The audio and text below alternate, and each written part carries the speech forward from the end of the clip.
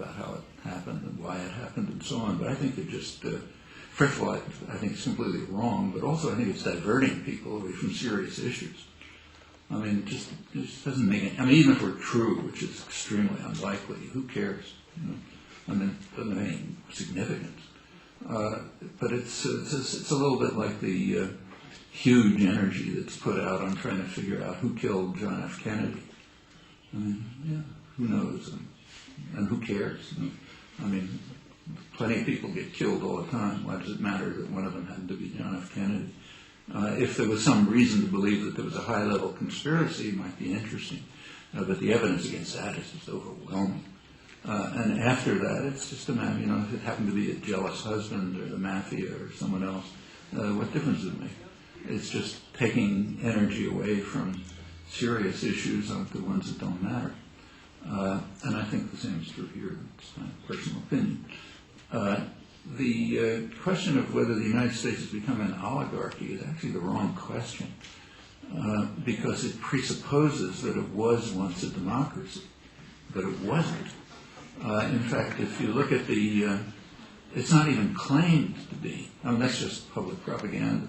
But if you look at sort of, you know, political science literature, people who try to be more or less serious about politics, it's not even called a democracy. The technical term that's used for it is a polyarchy. Polyarchy is a system of elite control and public ratification. So the job of the public in a polyarchy is to show up every couple of years and push a button and choose among a small leadership group from essentially the same class and background and interests. And then the public's supposed to go home and buy shoes or something like that, but not involve themselves in public affairs. It's the job of the leadership, the responsible men, as they call themselves, to make the decisions. That's the way the country was set up. So again, you go back to the Constitutional Convention. James Madison, the main framer of the Constitution, was very explicit about it. He said we have to set up a system in which power is in the hands of what he called the wealth of the nation. The men who have, only men of course, the men who have sympathy for the rights of property owners and who understand that the goal of government is to protect the minority of the opulent against the majority. I'm quoting, actually. Those are all quotes from, you don't read that when you go to school, you know.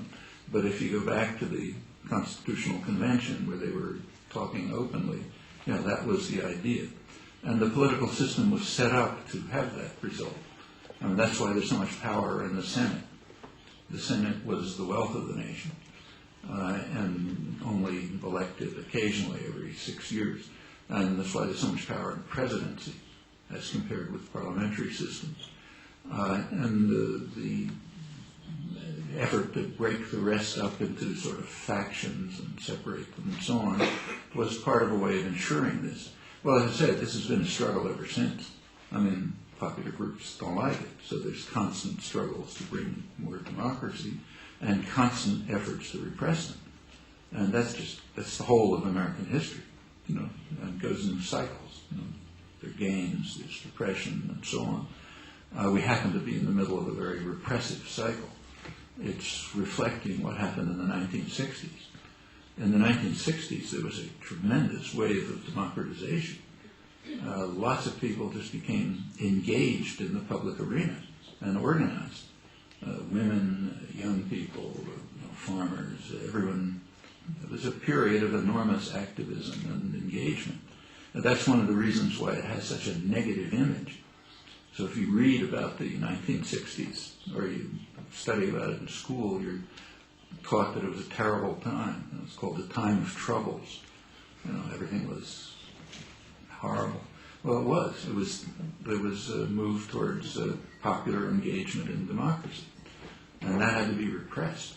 And this is all over the world. It's not just in the United States. It's the same in Europe, same in Asia, same in the former colonies where resistance movements were developing, liberation movements. It looked like the world was falling out of control. And since then, there's been a large-scale wave of repression on every front. Some of it's ideological, some of it is in the international economy, the neoliberal mechanism, so-called. Their main role is to try to constrain democracy. I mean, they have an economic effect too, mostly harmful. But the most important aspect of them is directed against the threat of democracy. And that's happening internal to the United States as well in many different ways. And again, there's resistance. The activism that's going on, which is substantial, is a resistance to this. But there is no question about the United States becoming an oligarchy. It was designed that way. It's never been that different. In fact, you can just take a look at the election that's coming up in next November. Take a look at it. The two candidates, they were both born into backgrounds of substantial wealth and political power. They both went to the same elite university. They both joined the same secret society in that university. It's Skull and Bone Society, which is to train rich kids into how to be rulers of the world, to get the right social attitudes and so on and so forth. They're able to run in the election because they're funded by the same institutions, the same financial and other corporate institutions fund them, so therefore they're able to run.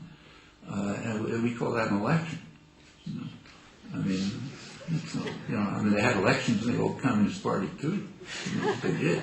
They picked different people to run it. And this is an extremely narrow system. But there's a lot of propaganda trying to tell people